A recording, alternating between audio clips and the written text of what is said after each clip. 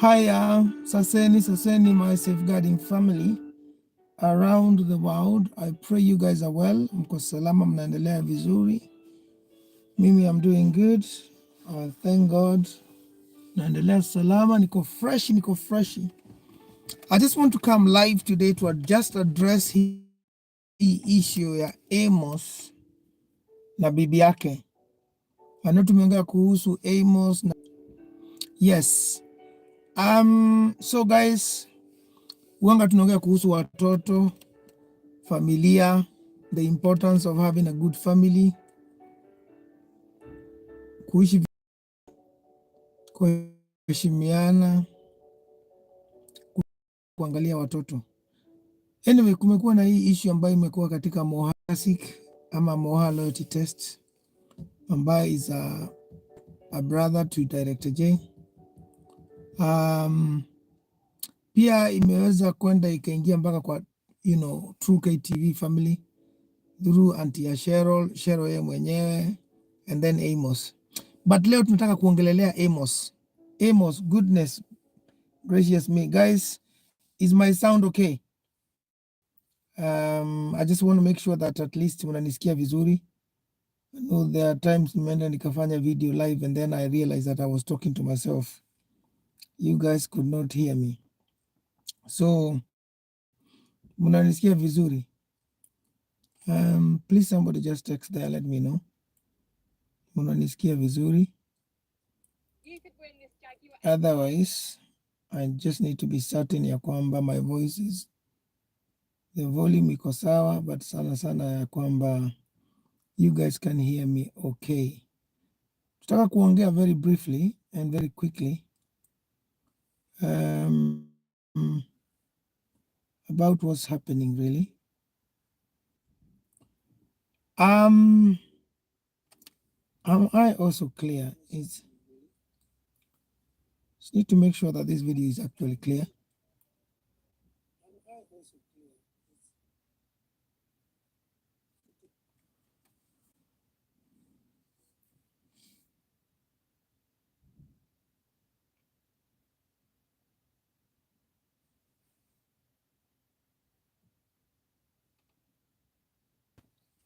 Yeah guys, so yeah, tunataka tu kuongea kuhusu Amos and how he's really treated his wife.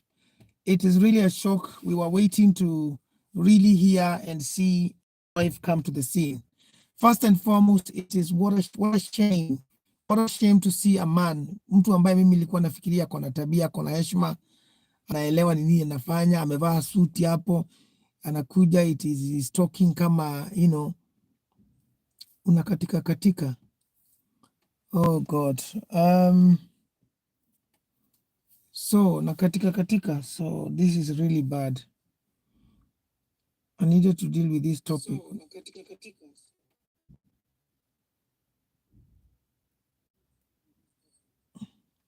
What about now? Am I clear? Unanisikia vizuri? I just wanted to deal with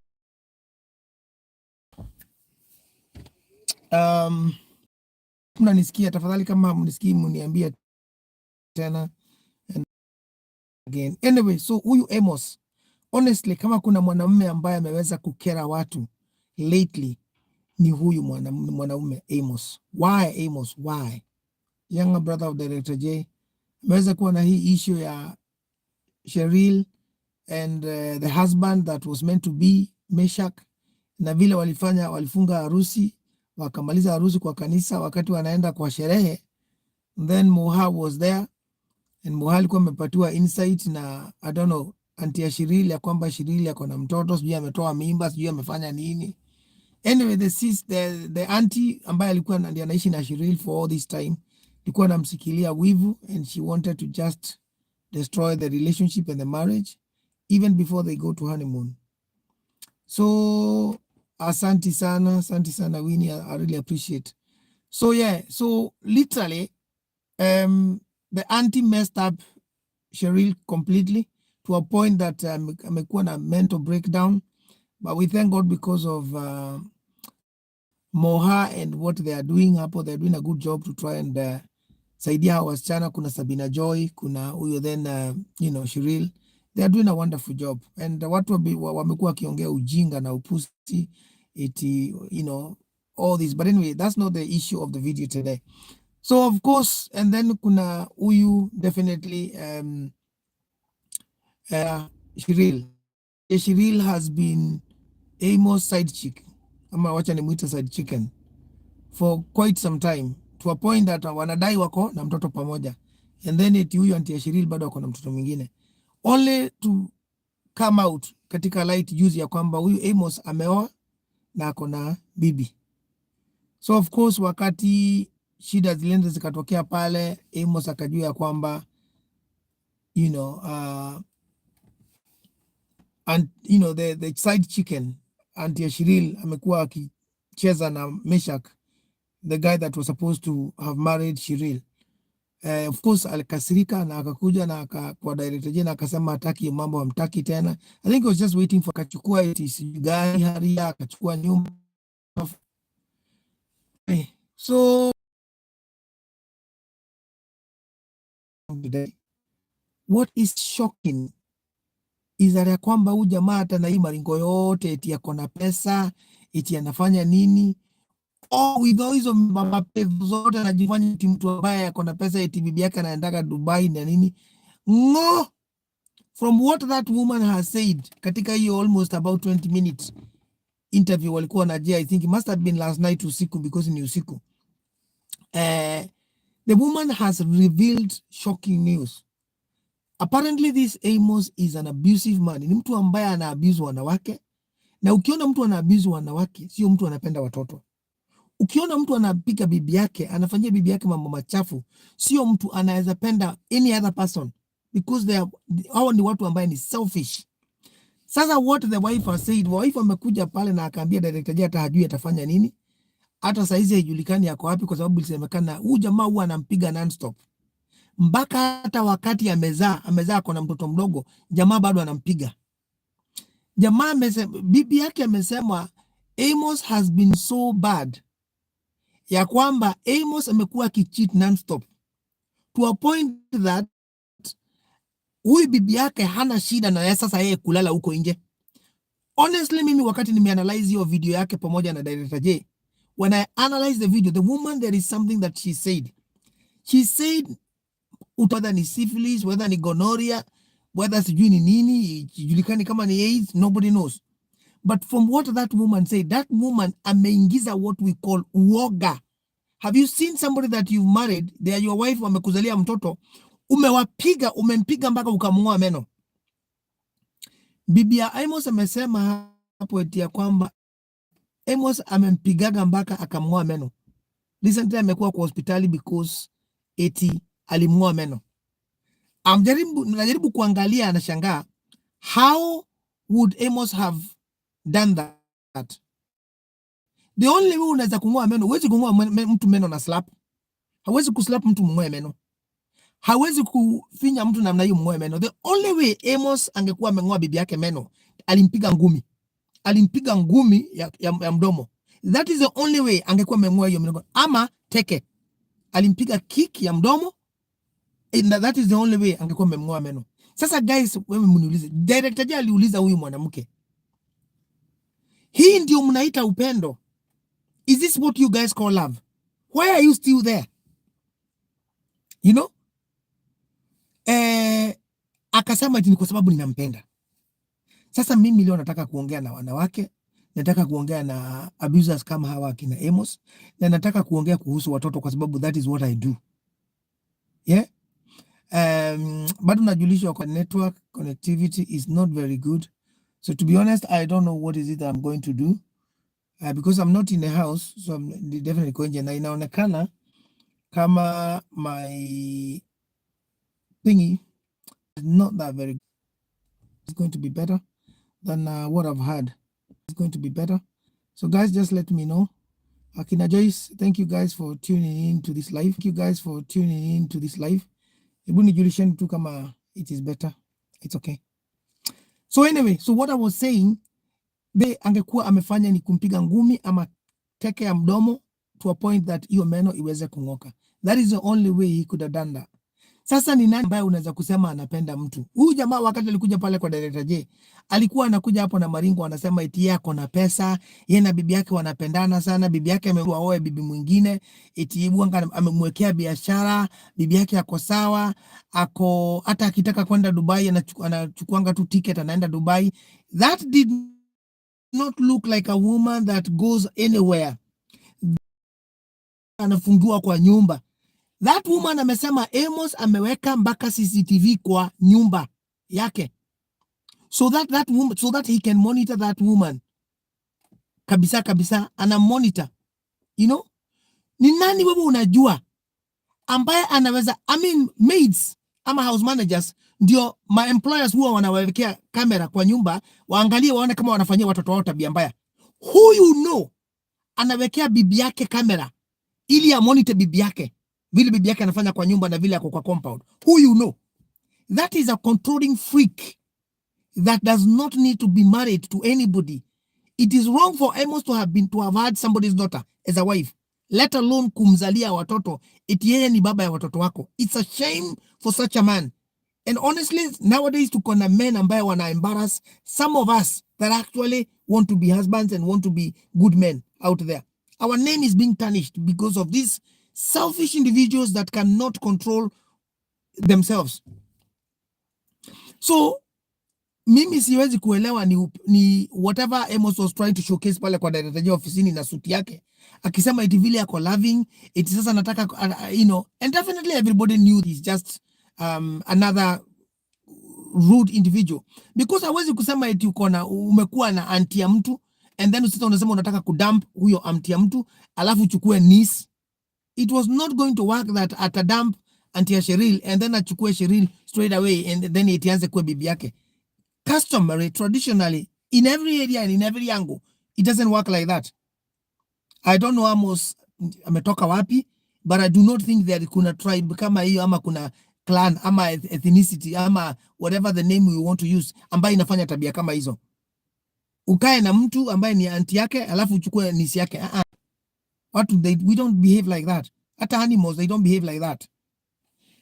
Anyway, so the sad part of this story is that Bibia Amos ameingiza baridi so much to a point that wakati yo video ya Director J ilikuwa ina air, you could see her just crying, you could see her fearing because of what I understand about family dynamic and crisis.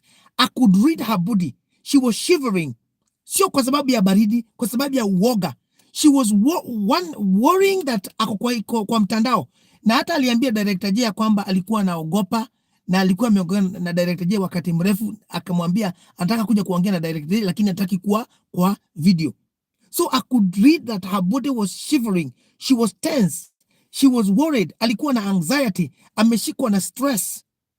Kwa sababu sasa anahofia what is Amos going to do. Hata alikuwa anasema if Amos was to locate where we are right now, atakuja hapa anivuruge, anichape, anifanye, because it's something that he's used to do. Kuna kitu mimi ningependa kusema. There is no place at all in this day and age where men are supposed to put their hands on women ama their wife or any woman to that matter, to a point that unachapa mtu mpaka mtu anaingiza baridi mpaka anakuogopa hata kuliko mnyama. From what I saw, that woman analia kama katoto kadogo, analia uoga, kona wasiwasi, hajui vile atafanya, amejazwa kasumba ya uoga na kuchapwa ndani ya kichwa mpaka hawezi hata elewa kama anataka kuacha huyu jamaa. Ameshazoea kuchapwa na kuumizwa. Amesema mpaka conjugal rights, hapatiwi sex, hakuna kitu anafanyiwa. So I think the only probably small thing that probably imemweka hapo maybe akonta biashara chake. Hopefully this guy was right na alikuwa anasema ni ukweli eti amemwekea biashara. Maybe the woman is just there. Na wakati aliulizwa na Director J, anasema mimi I'm just there because of my children and because I'm married. it is wezi toka, which is really pain. Mimi iliniuma when I had that. Sasa mimi ningependa tu kuuliza, let me first address the family of Bibia Amos. Familia, I don't know kama huyu mwanamke akona brothers, but if you have brothers, what are you guys doing to support your own sister? Would you allow your sister to be put through that? Mimi, if that was my sister, I would go pick her up na watoto wake immediately, because that is not what marriage is about. Marriage is about love, is about caring for one another. Na hata kama mtu amekosea, huwezi kumpiga ngumi mtoe meno. Who you know? Mimi ningependa kuona hata vile Biblia ilikuwa nasema mambo ya zamani, an eye for an eye, a tooth for a tooth. Somebody hata yeye aende apigwe ngumi, atolewe meno moja. Tuone vile atafanya. It's wrong. We cannot treat women like this. Inanikera eti kuna mtoto wa mtu, somebody's daughter, somebody's sister, unamchapa mpaka unamtoa meno, unamweka baridi mwili mpaka mtoto anakuwa hata wakiwa na daktari pale alikuwa anaangalia, anaogopa na kwa sababu anaogopa Amos anaweza tokea. Ukiona mtu anafanya tabia kama hizo kwa nyumba, hata anaweza kwenda kujikojolea. That is how much fear this man has instilled in this woman. Na huyu mtu sio mfanyakazi, ni bibi yake, ni mtu ambaye amewazalia watoto. It's wrong. We cannot subject women to this. We cannot subject our wife to this. We cannot subject our daughters, it doesn't matter who it is, to this. It's unacceptable. So brothers, kama bibia Amos akona brothers, please go collect your sister from that monster. Msimruhusu amuoe meno zingine, kwa sababu utamuoa. If somebody can beat you once, they can beat you 2 times, they can beat you 3 times, they can beat you 4 times. They can do anything. So tafadhali, wacha niongeleshe wazazi wa mama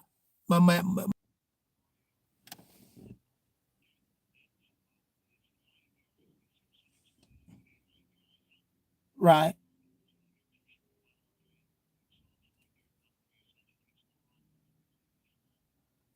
Right. Okay, no problem then. I'll figure out how I'll get to work.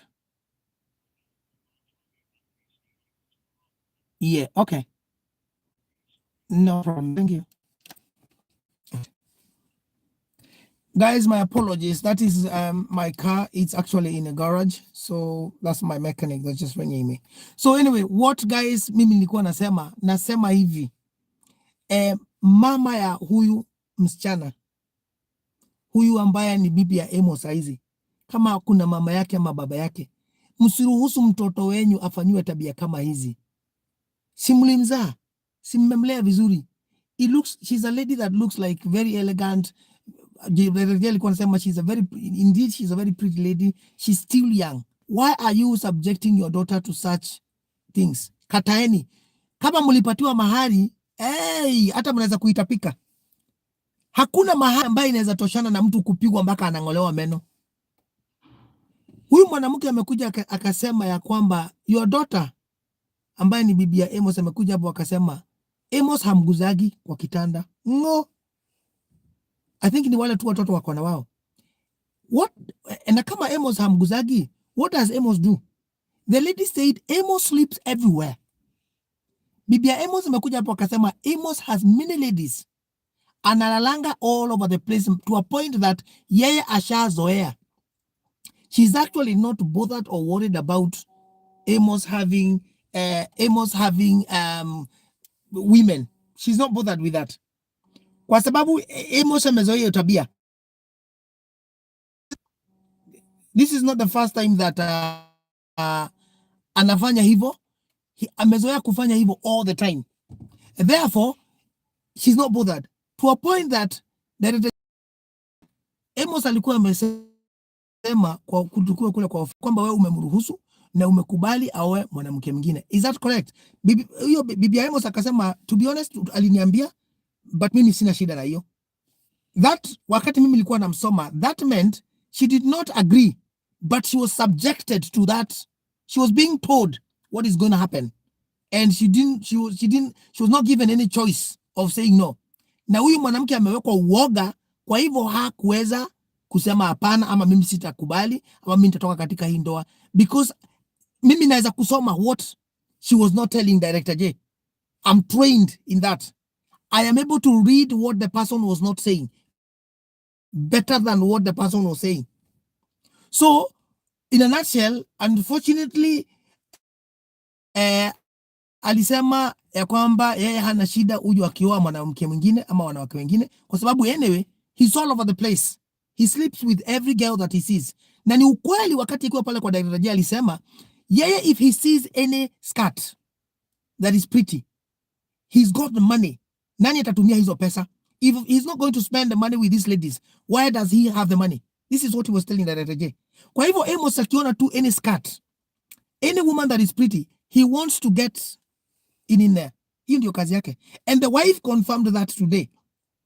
Akasema huyu jamaa, any woman akimwona, he sleeps with all girls. What he doesn't do, he doesn't go and give his wife her conjugal rights. So the wife ako kwa dry spell. She said there he does not touch her. What a shame when you have such a pretty woman at home. Unaenda tena unachukua anti Ashero, na zile texts zilikuwa zinaenda through hapo. Very weird and rude texts. So she is she amewekwa kasumba, baridi, uoga ambaye ni mbaya. Yeah. So what and why did this lady alimuonya Cheryl, my apologies. Alimuonya Cheryl kwa sababu aliweza kusema Cheryl akae mbali na huyu jamaa Amos, kwa sababu this Amos is a womanizer. Amos has got women all over the place.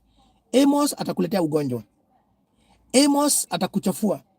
Amos atakuweka mimba, atakuacha na watoto aende. He's already done that to Auntie Cheryl. Ameshafanya huyu bibi yake hivyo. This woman has a few women, has a few big children. Na sasa of course, siku hizi halalangi naye, according to what the lady has just said. Halalangi naye, right? Siku hizi sasa ameshatupa Auntie Cheryl. Auntie Cheryl hayuko naye. Sasa anataka hakaka manyanga. You know, the latest bird in town. Kwa sababu amemkataa, sasa ndiye anamtaka. Just because he thinks he's got a few bucks. So he thinks now he can just sleep with anybody and any women. What he forgot is that Cheryl is not like that. So the lady advised Cheryl to stay away from this crazy man, Amos. He is an individual that you do not want to attach or to be associated with. Because when he sees a woman, all he thinks is sex. Wili atalala na huyo mtu, and then he doesn't have any plan for them ni kuwa dump. So I think ni wale wa men wanakuanga na kitabu, huyo nisha lala naye, huyo nisha angusha, huyo nisha anaenda kufanya tick list. What a shame. What a shame. And all again he's doing is just talking about ashatengeneza pesa, akona pesa, and therefore he has everything that he needs. Na kama uko na pesa, then you need to have the ladies. What a shame. Kusikia eti mtu kwa sababu Mungu amekubariki na pesa kidogo, all you think is vile utatumia watoto ama wasichana wa mtu mwingine. Na yeye mwenyewe kama akona wasichana, angependa watoto wake wa kike watumiwe namna hiyo. That is a question that you as a man, any man that is out there that likes to sleep around with other people's women or other people's daughters or girls, ask yourself a question. Kama mimi ningekuwa baba ya wasichana wawili, would I like men and you know, boys around to be just sleeping with my daughters anyhowly? Would you also like men to be also abusing and sleeping with your sisters anyhowly? Wanawangoa meno. If the answer is no, then make sure that you don't do that to somebody else's daughter, sister, or you know, nimbaya. So my worry and my concern is actually about watoto. Because kama huyu jamaa amechapa huyu mwanamke mpaka amemngoa meno. Akimchapa hivi, where were the children? According to this woman, this man is so violent that kwa nyumba hakukaliki. I do not believe that huyu jamaa anataka kuchapia bibi yake kwa nyumba. This man kicks, punches, hits, the wife all over the place. So hao watoto wanapitia what we call traumatic lifestyle. Hao watoto wanapitishiwa through bad upbringing. Wanaona baba yao akichapa mama yao mpaka anamng'oa meno. Wakati mama yao aling'olewa meno, definitely she must have been bleeding. Sasa watoto walikuwa wanaona mama yao amevimba mdomo, meno imeng'oka, damu inatoka. This is wrong. We cannot subject children to this. That is having children to imprinting in children's mind things that are going to, they're harrowing. They are going to mess children's growth and development. Tafadhalini, we cannot allow such things to happen, watu wangu. Please. Now, before I wind and I finish this video, let me speak to Bibia Amos. Bibia Amos, Director J pale alijaribu kukusaidia. Alijaribu kukuongelesha. But inaonekana wewe, ile uoga umewekwa, ile vita umekuwa ukichapwa na huyu jamaa. Kama tafadhali kuna mtu anajua Bibia Amos, ampatie hii video. Tafadhali, nisaidieni tu mfikishie huyu mwanamke hiyo video. Please. Anybody, Moha Classic, Cheryl, JB, wote, Director J, Bella, tafadhali mtu yote ule ataona hii video.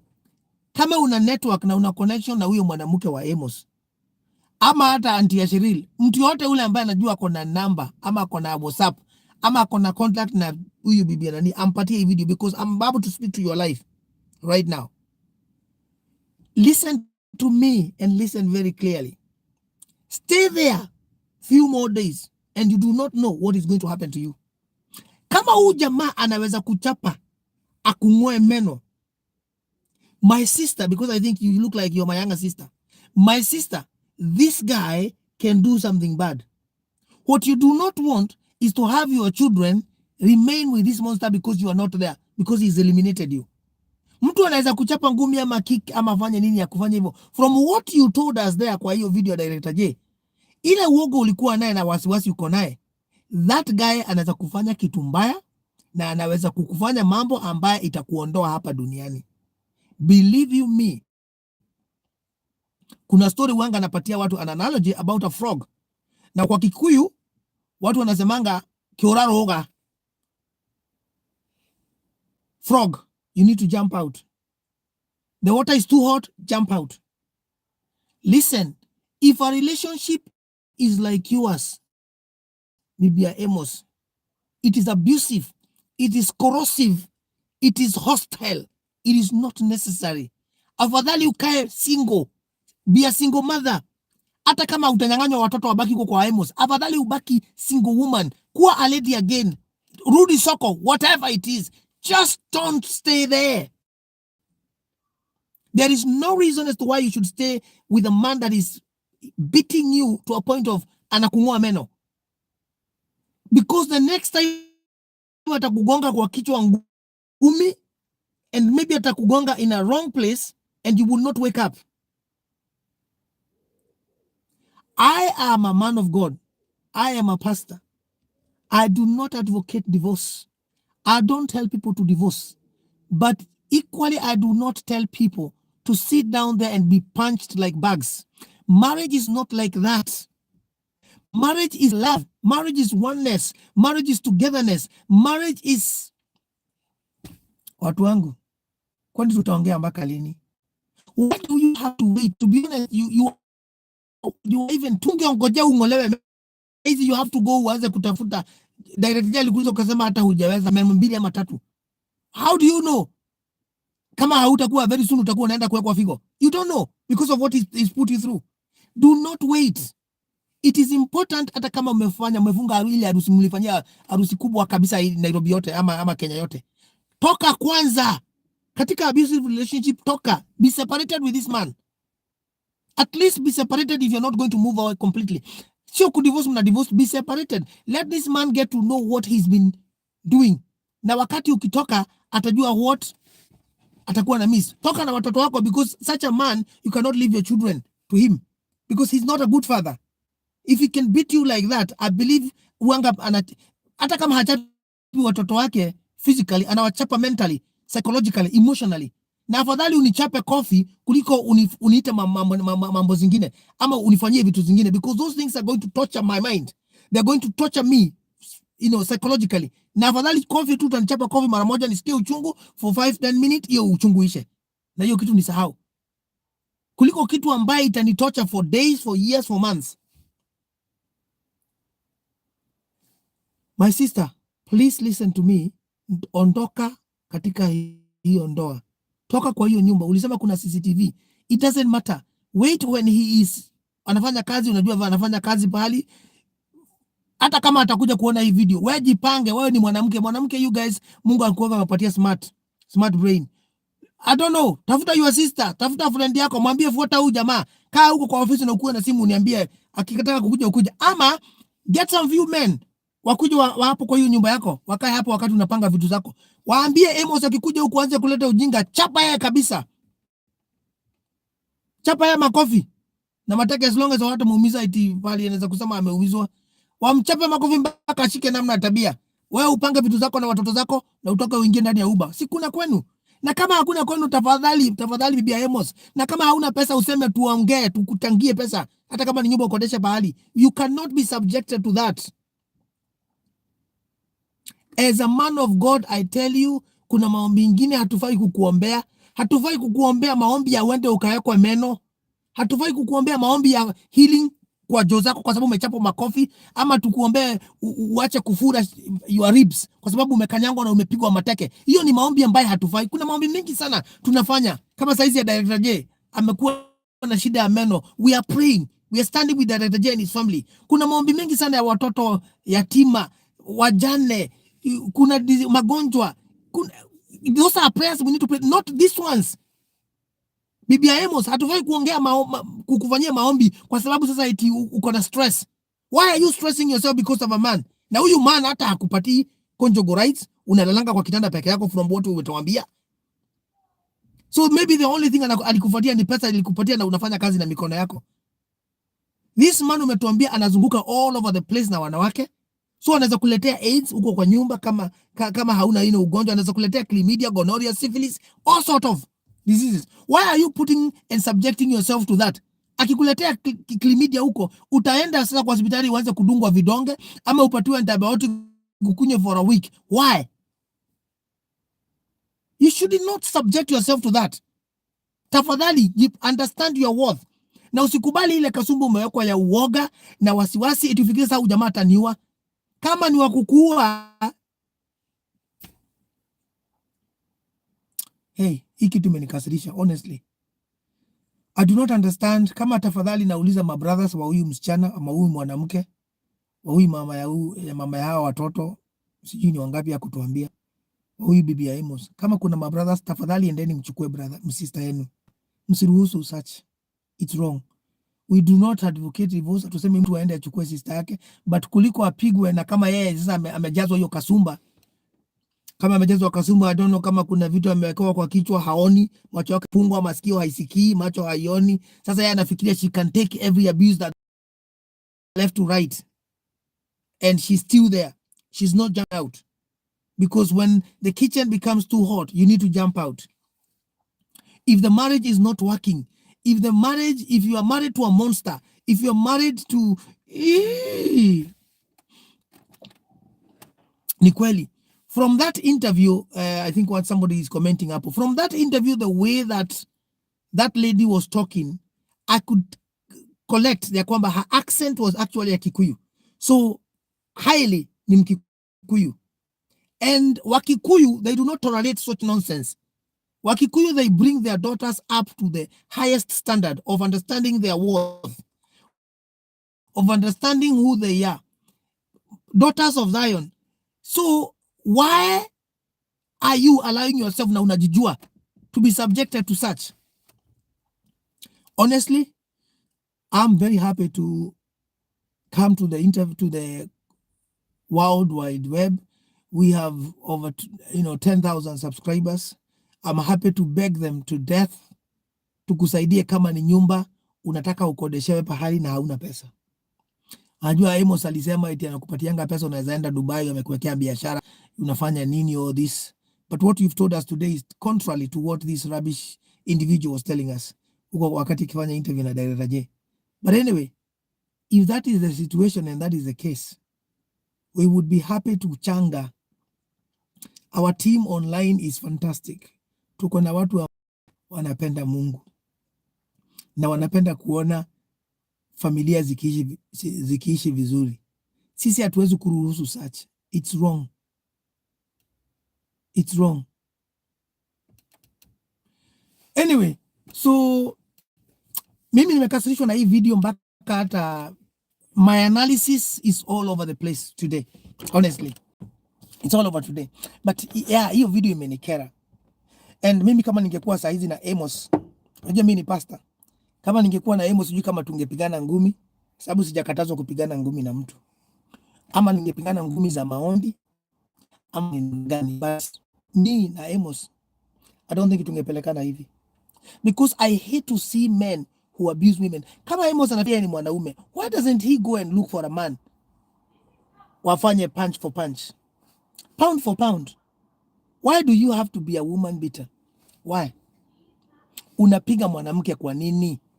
Na unajua mwanamke tulipatiwa wanawake na Mungu. Walitoka hapa. We are supposed to protect them. We care them.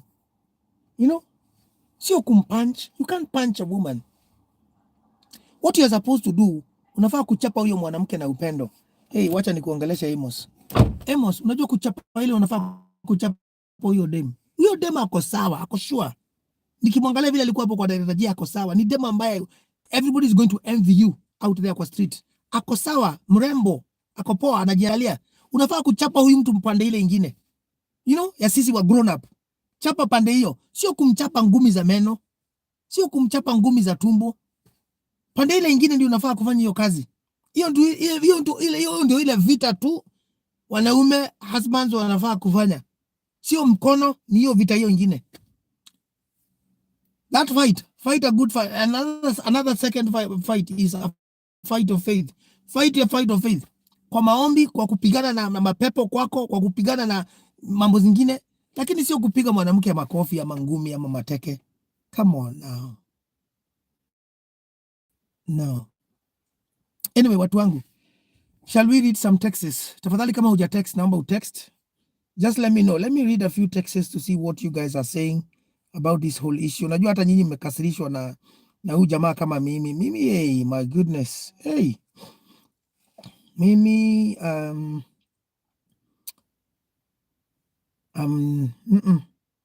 out. Anyway, so let's go to these charts to see. So yeah, tuko na so I hope at least niliweza kusort net. Everything is now okay. Yeah, Winnie anasema hiyo story inaniudhi sana. Amos achunge kwake kwanza. Wanaume wakipata pesa aki, hiyo ndio tabia yao. Sio wote, please Winnie. Winnie sio wote. They are very good men. They are men of standard. They are men of class. They are men that are respectable. Most men are very good men. So tafadhali wakati una comment, just know it is not all men. Si useme wanaume, sema wanaume wengine. Kwa sababu indeed sio wote. And it's a shame because a man like this is now causing you to think that men are like that. Yeah? Lakini I understand probably there is a typo error. Joyce Valerie, hey, good to see you. Just but my big question lingering in my mind is, what is the problem with that woman? Doesn't she love herself that I am there to stay no matter what? No matter what. Okay. Just wait your death. Oh, yes, simu yangu mbaya. So wacha nione kama naweza kuona text hapa. Because definitely hiyo simu ingine imezima.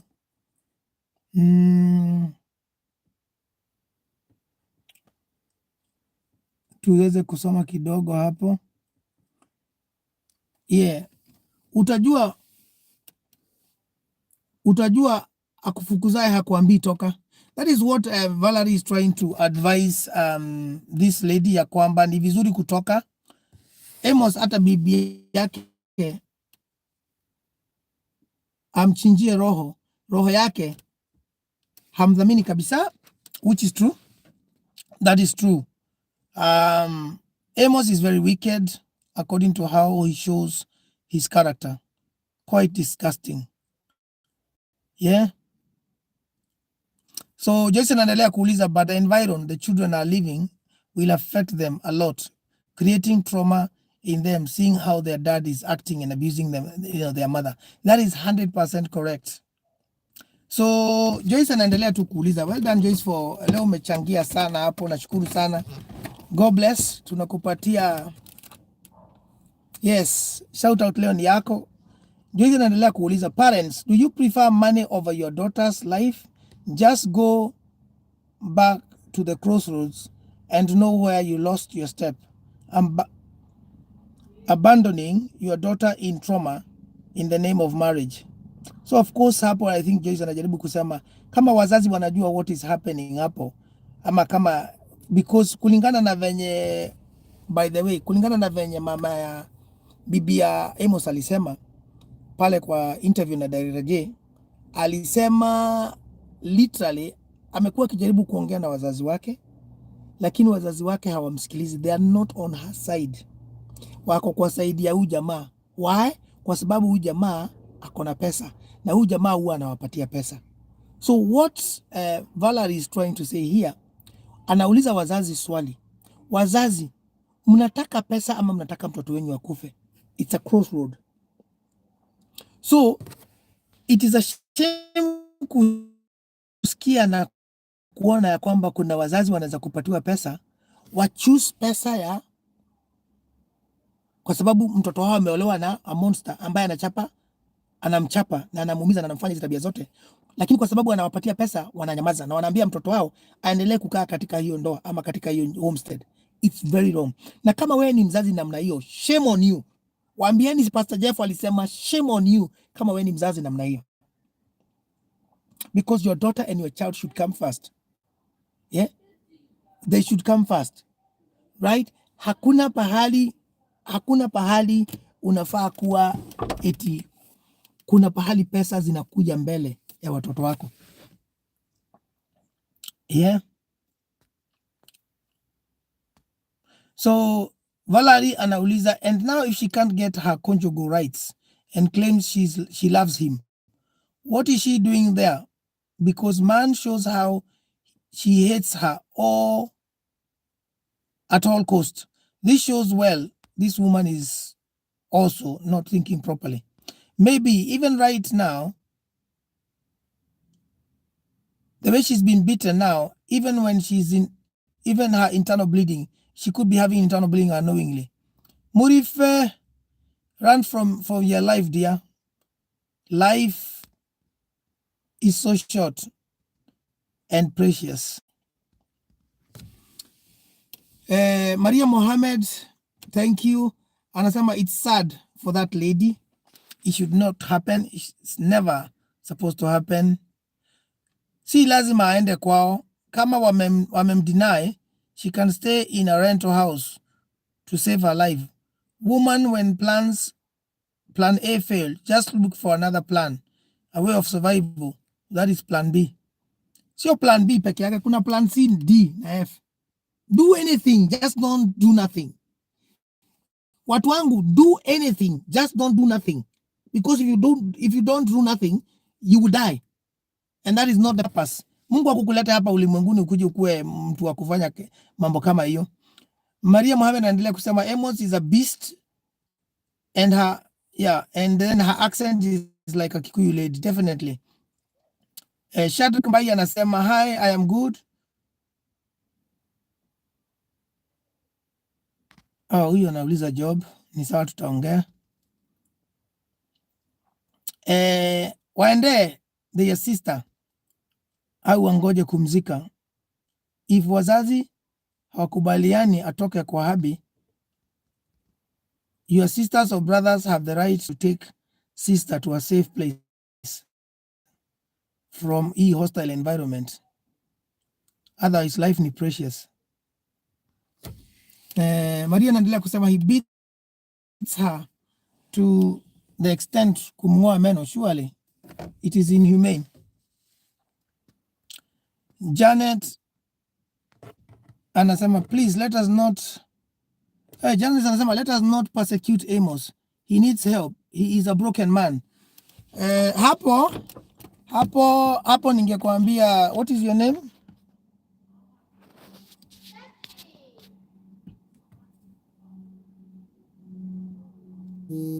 Nataka kuona I want to see the name of the person that has just commented.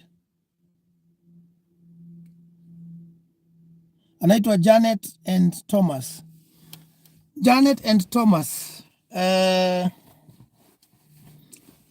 Hapo, unfortunately, I am going to disagree with you. Guys, it's hot. Let me start this car and put the aircon on. I am going to disagree with you there. Nikwambie, why are you saying that Amos should not be persecuted? Nobody is persecuting. We are saying what he's done and what he's doing. So I don't know, kwa sababu Janet definitely jina ya mwanamke.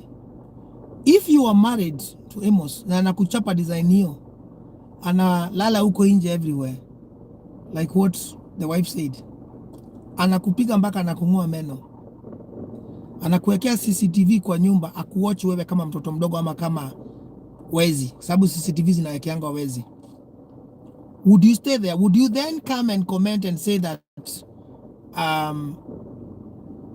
Amos asikuwe persecuted? What do you mean persecuted? Because persecution is a very strong word from this context. Kwa hii context ambayo tunafanyia is a very strong word, considering what has happened to that lady and those children that are in that environment.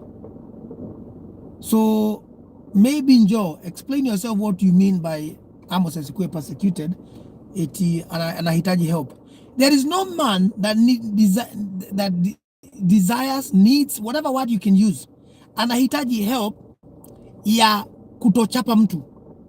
Beating somebody, abusing somebody is a choice. And it is also a choice to allow somebody to beat you in a way.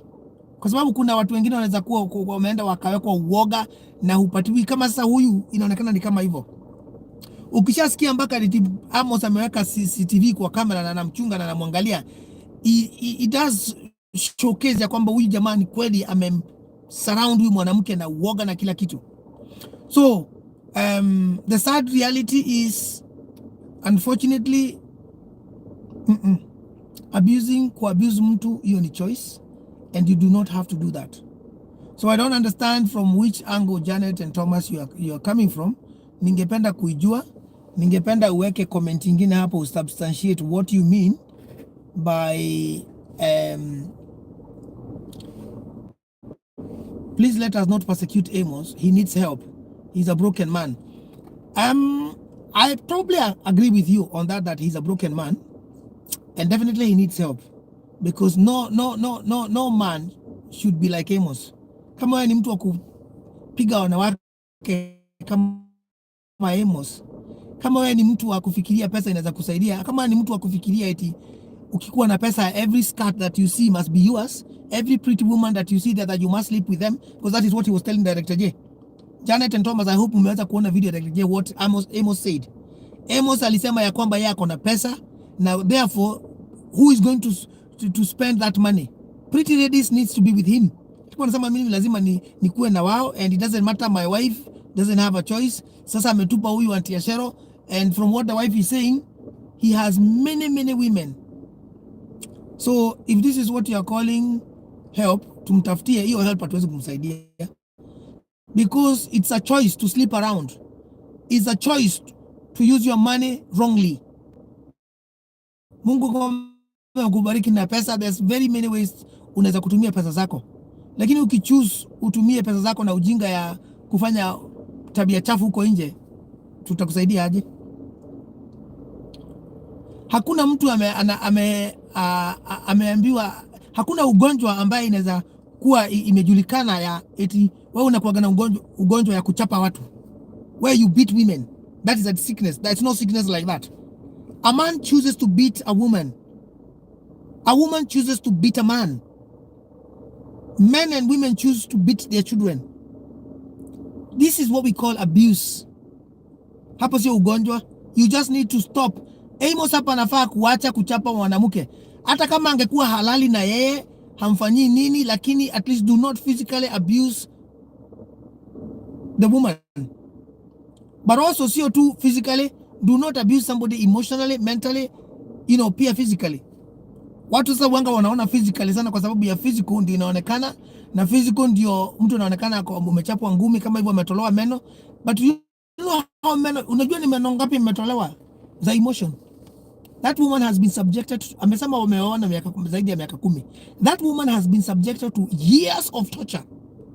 Saizi kichwa yake, she will need to go through what we call therapy.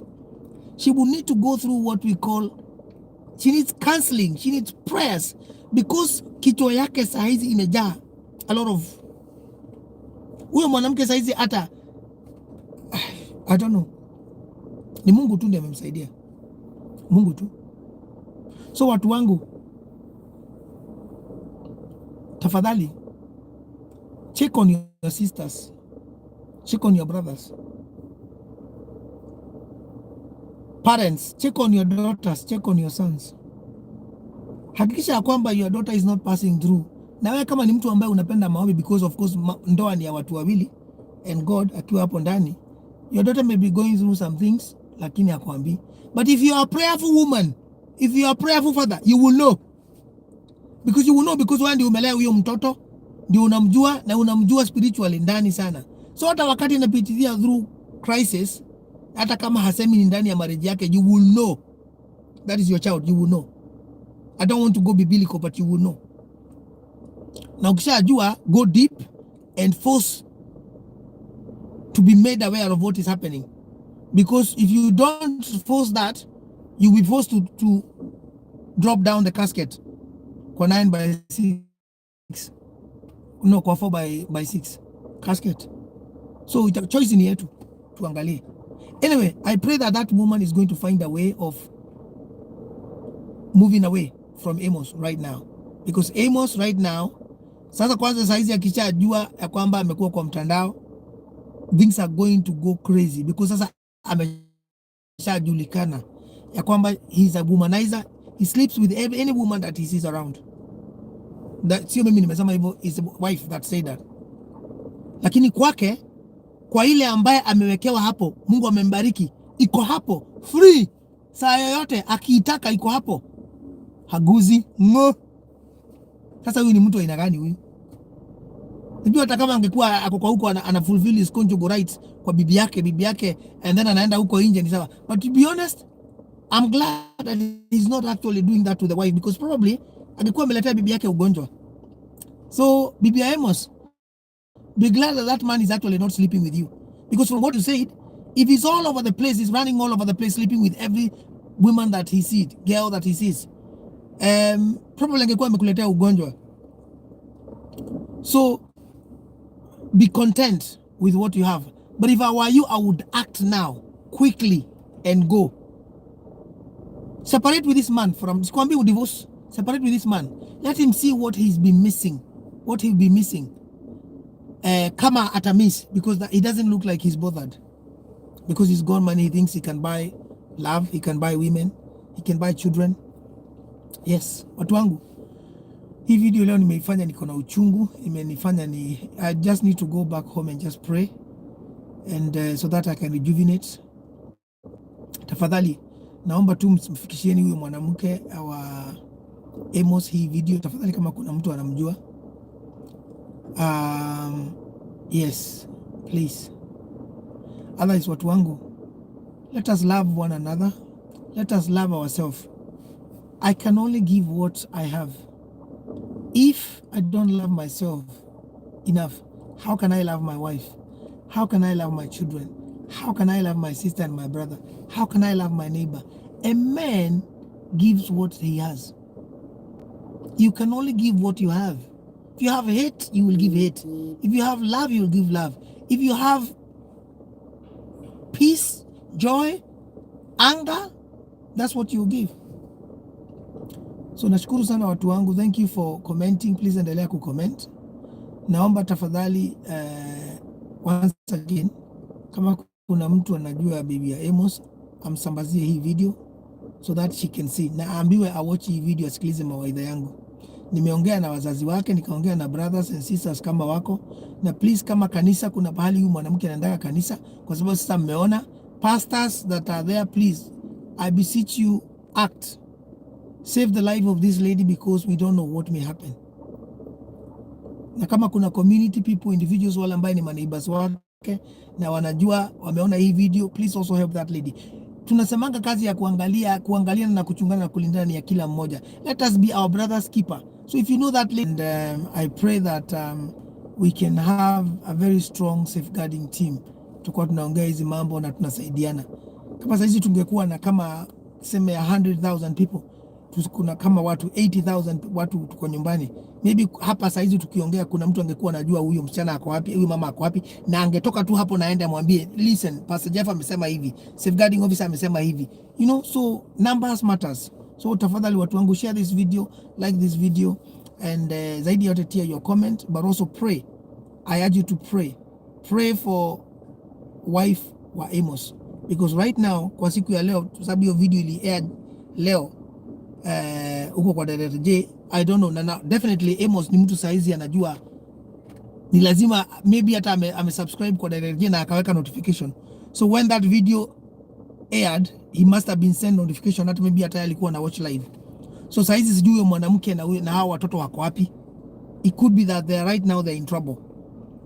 So tafadhalini pray, and I know God is going to bless you. Apart from that, asanteni sana for coming to grace this video. I could see, I think kuna wakati tulikuwa tumefika almost 25. Saizi tuko about 20. I can see 18. Mungu awabariki sana. Asanteni sana. Nawapenda bure. Nawapenda tu bure. Tafadhali kama hujatia your like, naomba tu tia like. Nipatieni tu like kama 5 saizi. Si uko live saizi na mimi. Si tuko watu 20. Si nimpatie tu 5. Tuko naona ziko 8 likes. Kama hujanipatia likes, you like, tuenda mpaka 13. Nitatosheka na 13. Watu wangu tuko 20 saizi. So naomba likes tafadhali, just finya yako kanini ka like.